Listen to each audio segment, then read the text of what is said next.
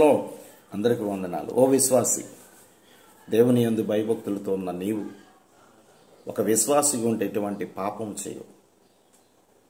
చెడును చూస్తే పరిగెట్టుకొని పారిపోతాం, ఇది వాస్తవం. ఒక విశ్వాసిగా ఉండి నువ్వు చెడుని గాని ఆహ్వానిస్తే దేవుడికి లెక్క చెప్పాలి. నిన్ను చూసి నువ్వు ఒక విశ్వాసిగా ఉండి దేవుని యందు భయభక్తులతో నువ్వు జీవిస్తే నీ బట్టి దేవుడు నామము ఎంతో సంతోషంగా ముందుకు వెళుతుంది. ఎంతోమంది దేవుడు ప్రేమను తెలుసుకుంటారు. అంతేగాని నిన్ను బట్టి అన్యజనుల దగ్గర దేవుడు నామం దూషింపబడకూడదు. రోమపత్రిక 3వ అధ్యాయం 2వ అధ్యాయం అది మనం చదువుకున్నాం. రోమపత్రిక 2వ అధ్యాయము 24వ వచనం. వ్రాయబడిన ప్రకారము మిమ్మును బట్టియే కదా దేవుని నామమును అన్యజనుల మధ్య దూషించబడుచున్నది. ఒక విశ్వాసి మంచిగా ఉంటే దేవుని ప్రేమ ప్రతి ఒక్కరు తెలుసుకుంటారు.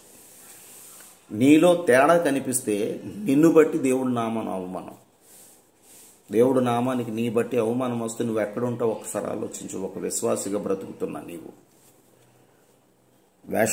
నీ వేషధారణ దేవుడు చూస్తున్నాడు.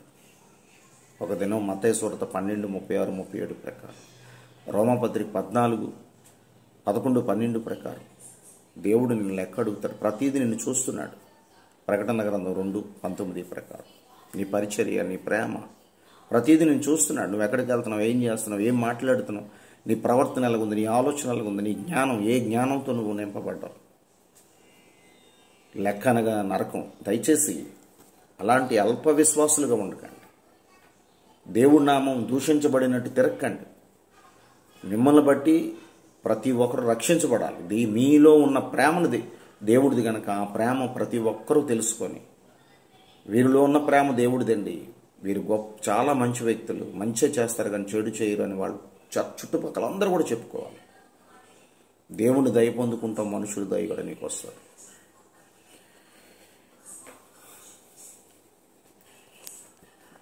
145వ కీర్తనలో 19వ వచనం.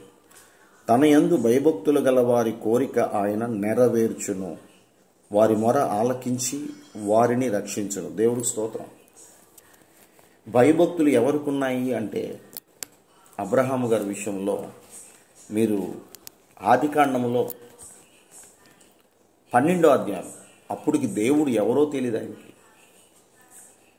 ఒక అన్యుడిగా ఉన్నాడు. దేవుణ్ణి తెలియకపోయినా ఆయన స్వరం విని ఆ స్వరం బట్టి భయభక్తులు ఆయన మీద పెట్టి ఒక నమ్మకముతో విశ్వాసిగా మారిపోయి నిరీక్షణ కలిగి దేవుడు చెప్పిన మార్గంలో వెళ్ళాడు. అక్కడ కొన్ని మాటలు ఉన్నాయి, నేను చదివి వినిపిస్తాను చూడండి. ఆదికాండంలో 12వ అధ్యాయము. యెహోవా నీవు లేచి, ఎవరితోని?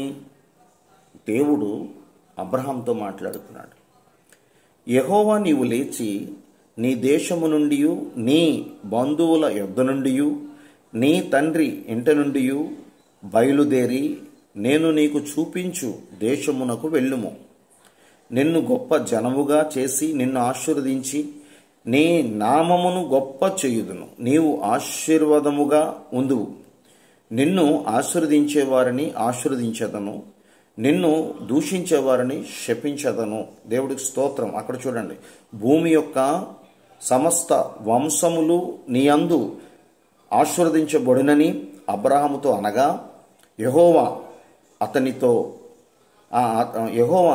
అతనితో చెప్పిన ప్రకారము అబ్రహాము వెళ్ళెను. దేవుడికి స్తోత్రం చెప్పండి. అబ్రహాము అప్పటికి దేవుడు ఎవరో తెలియదు. ఒకే ఒక పిలుపు, ఆ పిలుపుకి లోబడి విశ్వాసిగా మారిపోయాడు. నిన్ను ఆశీర్వదించే వారికి నేను ఆశీర్వదిస్తాను, నిన్ను దూషించే వారికి నేను శపిస్తాను, నువ్వు భయపడొద్దు, నేను తోడుంటాను. ఎందుకు ఆ మాట అన్నాడు? ఈ వీడియో చూస్తున్న ప్రతి సహోదరుడా, హిందూ, ముస్లిం, క్రిస్టియన్ బ్రతుకుతున్న ప్రతి ఒక్కరు, అబ్రహాం జీవితంలో ప్రతి ఒక్కరికి మంచి చేశాడు కానీ చెడు చేయలేదు. ఆ మంచి చేసేవాడు అబ్రహాములో ఉన్నాడు, అబ్రహాముని నడిపించేవాడిగా ఉన్నాడు. ఈరోజు మనమే మన జీవితంలో, మన కుటుంబంలో, మన వీధిలోనే మంచి చేసేవారితోనే మనం స్నేహం చేస్తాం. చెడ్డవారితో స్నేహం చేయం కదా. వారి కొరకు దేవుడి బిడ్డలుగా ఉండి ప్రార్థన చేస్తాం. దేవుణ్ణి తెలియని వారు ఏం చేస్తారు? వారితో స్నేహం చేయరు, వారి మీద పగ పెట్టుకుంటారు, కొట్లాడుకుంటారు, వారిని దూరపరిచేస్తారు కదా. ఇక్కడ దేవుడు ఏం మాట్లాడుతున్నాడంటే, నిన్ను గొప్ప జనముగా చేస్తాను, నేను ఆశీర్వదిస్తాను, నువ్వు ఎక్కడున్నావు ఆ ప్లేస్ నుంచి బయటికి రా, నేను చెప్పిన మార్గానికి పో అన్నాడు. ఆ మాట పట్టుకొని బయటకు వచ్చాడు అబ్రహాం. అందుకే దీవించబడ్డాడు. అబ్రహాం ప్రార్థన చేయగా దేవుడు ప్రత్యక్షమయ్యాడు. ఒక విశ్వాసిగా మారిపోయాడు. ఓ విశ్వాసి, దేవుడి మాటకి నువ్వు లోబడితే, దేవుడితో నడిచి దేవుడు పని చేస్తే, దేవుడి చిత్తాన్ని నువ్వు నెరవేరిస్తే, అబ్రహామును దీవించిన ఆశీర్వాదం ఎలాంటిది తెలుసా? ఒక విశ్వాసిగా నువ్వు ఉండి, ఒక సేవకుడిగా నువ్వు ఉండి, ఒక భక్తుడిగా నువ్వు ఉండి, ఎవరి దగ్గరికి వెళ్ళి ఏ ఇంటికి వెళ్ళి ప్రార్థన చేసినా వారు ఆశీర్వదించబడతారు. దేవుడి కృపలో ఉన్న అబ్రహాముని ఒక మాట అన్నాడు, నువ్వు వెళ్ళిన చోటు నిన్ను అభిమానించిన ప్రతి ఒక్కరిని ఆశీర్వదిస్తాను, ఒకళ్ళు నిన్నెవరైనా దూషిస్తే నేను వారిని శపిస్తానని అర్థం ఏంటి తెలుసా? దేవుడు తోడున్నాడండి, మనుషులు కాదు. దేవుడు తోడున్నాడు గనక ఆ దేవుణ్ణి ఎవరైతే తిరస్కరిస్తారో అబ్రహామును కూడా వారే తిరస్కరిస్తారు. వారికి ఏముందంట? శాపం. మీకు మత్తయి సువార్త 25వ అధ్యాయము 41 చదువుకోండి. ఒకడు శపించబడ్డాడు, సాతానుగాడు. ఈ లోకంలో ఉన్నాడు, లోకంలో ఉన్నవాడాడు.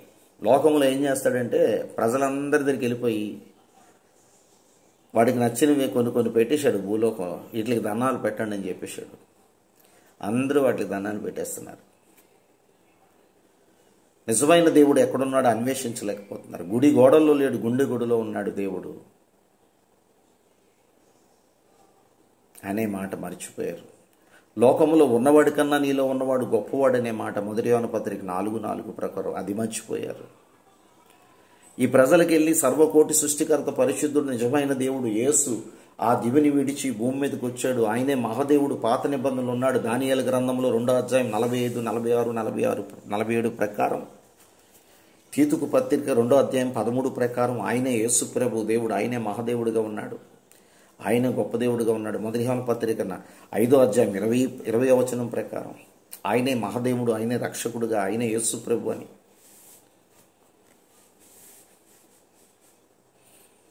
ఎవరైతే నమ్ముతున్నారో వారందరినీ నేను దీవిస్తాను. నమ్మలేని వాడు ఖచ్చితంగా శపించబడతారు. సాతానికి శాపం ఉంది కనుక మత్తయి సువార్త 25వ అధ్యాయం 41 ప్రకారం వీరు కూడా శపించబడతారని అక్కడ చెప్పాడు. అబ్రహాము మొట్టమొదటి ఆది కాండములోనే చెప్పాడు. యేసు ప్రభు వచ్చాక మత్తయి సువార్త 25వ అధ్యాయంలో క్లియర్గా అక్కడ రాసి స్వయంగా దేవుడే చెప్పాడు, శపించబడిన వారులారా అన్నాడు యేసు ప్రభు. ఎందుకంటే ఆది అందే దేవుడు ఉన్నాడు గనక, ఆ దేవుడే యేసు ప్రభు గనక ఇక్కడ మాట్లాడాడు. నిన్ను దూషించిన వారిని నేను శపిస్తాను. అర్థమేంటి తెలుసా? శపించబడిన వాడు నిత్యాగ్నికి వెళ్ళిపోతాడు. ఆశీర్వదించబడిన వాడు మాత్రమే దేవుణ్ణి చూస్తాడు. ఇంకో విషయం, యోహాను సువార్త మీరు 8వ అధ్యాయం మీరు చదువుకోండి. అక్కడ సందర్భాల్లో అబ్రహాము కన్నా ముందున్నవాడు అంటాడు యేసు ప్రభు. ఈయనే ఆది కాండంలో అబ్రహాంతో మాట్లాడిన దేవుడు యేసు ప్రభువే. ఓ విశ్వాసి, మనం చాలా జాగ్రత్తగా ఉండాలి.